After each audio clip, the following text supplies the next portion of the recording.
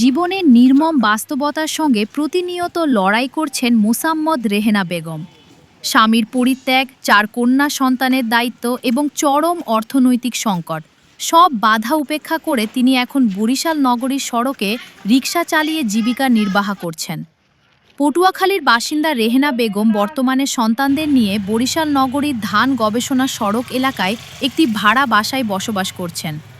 সংসারের হাল ধরতে বাধ্য হয়েই তিনি বেছে নিয়েছেন রিকশা চালানোর মতো কঠোর ও পরিশ্রম সাধ্য পেশা, যা এখনও সমাজে নারীদের জন্য খুবই বিরল একটি কর্মক্ষেত্র।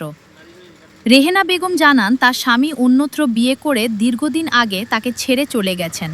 এরপর থেকেই ৪ কন্যা সন্তানের লালন পালন, শিক্ষা ও ভরণ পোষণের সম্পূর্ণ দায়িত্ব তার কাঁধে এসে পড়ে।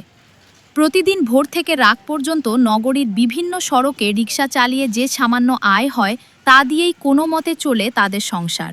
নিত্য প্রয়োজনীয় খরচ মেটানোর পাশাপাশি সন্তানদের পড়াশোনাও চালিয়ে যাওয়ার চেষ্টা করছেন তিনি। কথা বলতে গিয়ে আবেগাপ্লুত হয়ে রেহেনা বেগম বলেন, সন্তানদের ভবিষ্যতের কথা ভেবেই সব কষ্ট সহ্য করি। যদি কেউ আমাকে একটি রিকশা কিনে দিয়ে সহযোগিতা করতেন, তাহলে ভাড়ার চাপ ছাড়াই একটু স্বস্তিতে সংসার চালাতে পারতাম। তিনি সমাজের বিত্তবান ব্যক্তি, দানশীল প্রতিষ্ঠান এবং সংশ্লিষ্ট সরকারি দপ্তরগুলোর কাছে সহযোগিতার আবেদন জানিয়েছেন। স্থানীয় সচেতন মহলের মতে, জীবিকার তাগিদে রিকশা চালানো নারীরা কেবল নিজেদের পরিবারকেই টিকিয়ে রাখছেন না, বরং সমাজের প্রচলিত নানা বাধা ও কুসংস্কারের বিরুদ্ধে সাহসিকতার এক উজ্জ্বল দৃষ্টান্ত স্থাপন করছেন।